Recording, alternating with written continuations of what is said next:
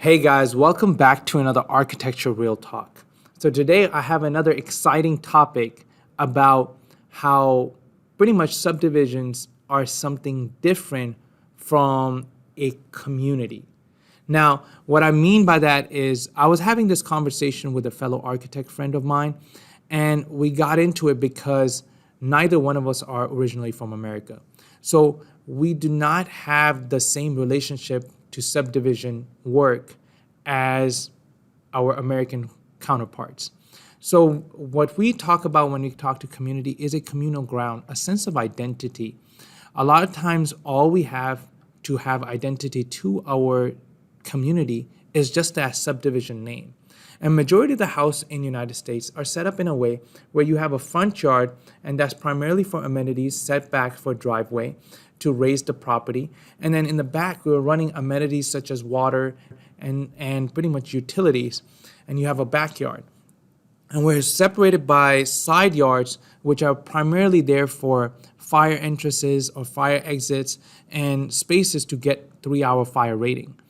So when I talk about community is, where does our privacy end, right?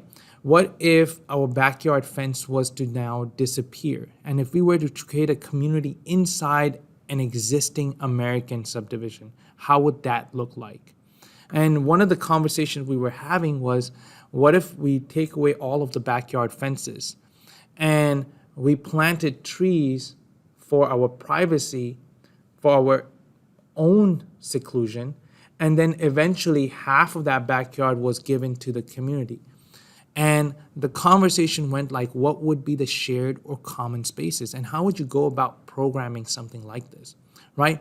The first thing that has to happen that is a must is, especially if it was going to be used for public events, is you got to have entrances into these public places that are not just from the side of your home. It could be a bigger gap that you can create a walkable area that you can walk into the space. Along with that, what are the things that we enjoy outside of our homes that we go to as destinations that we can bring into our community? Rather than, oh, let me go out there and camp. You can camp in everyone else's backyard. And that will bring a sense of community, a sense of relationship between neighbors. We're at a point where we don't even talk to our neighbor. We don't know what they do, what their life is, what they're going through. So one of the ideas that we were coming up with was, what if half of the backyard was given to the community, and what would we do in terms of program? We talked about the common spaces to become pools, right? Community pools that are just secluded to that block, as you would say by area consensus. Then you will also have a place for kids. You can create your own neighbor playground inside of that thing. Not a subdivision playground where people are walking across the street, but this is something you enter through your backyard from, as all the houses are facing outward. Then you can have a community garden. It's something that you can go out there and you guys cultivate your own food. And guess what?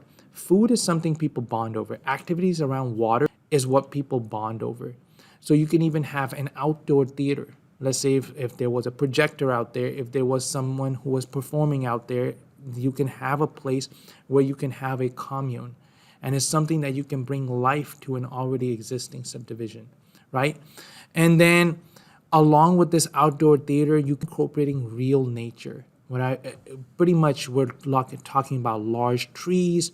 We're talking about maybe a pond, a inclusion of biodiversity, creating its own small type of biome where you can have frogs, lizards, and things like birds that have left the concrete jungle of America and start inhabiting it. Maybe these subdivisions can now become organic in their pathways, and they can start taking on their own identity. When it comes to, let's say, even if the subdivision is divided by roads, these blocks of maybe 5 or 6 houses or 10 or 20 houses are now having their own unique identities. Now we're looking at something along the maybe we bring treehouses back. We already bring ecology into it. We already have ponds and things of that nature, and it brings to life a community that now knows that, hey, I'm going through rough times in my marriage, or they know, hey, so and so is unemployed. Hey, they're spending more time in the yard. Maybe we can have a conversation with them.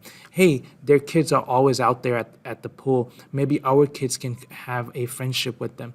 So it brings to life a different sense of community. We don't have to go search for that in the gym. We don't have to go camping out and drive an hour out if we have our camp in our backyards. We don't have to go to an amenity such as an outdoor theater just so we can like pay X amount of dollars to get there.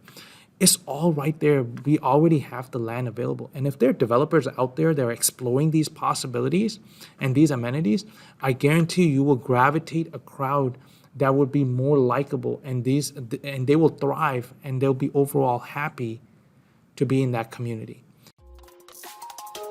Follow for more content.